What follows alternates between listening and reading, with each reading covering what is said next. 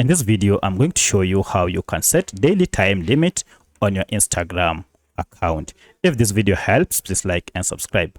So if you wish to manage your account or your kids' account by limiting the amount of time they can spend on this app daily, it's pretty simple. Just open the account you wish to limit time and then go to the profile icon down below. Under this, go to these three lines and tap on it and scroll down to how you use Instagram, and under it we have time management. If you tap on time management, here you can see we have daily limit under manage your time. Currently daily limit is set to off and also sleep mode is set to off. To turn on daily limit, tap on it and here you can now set the daily limit on this account. For instance, if you only wish to spend 2 hours or 1 hour on Instagram per day, choose 1 hour.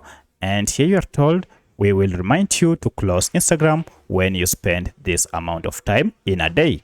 We'll also let you know when you are close to reaching the time limit.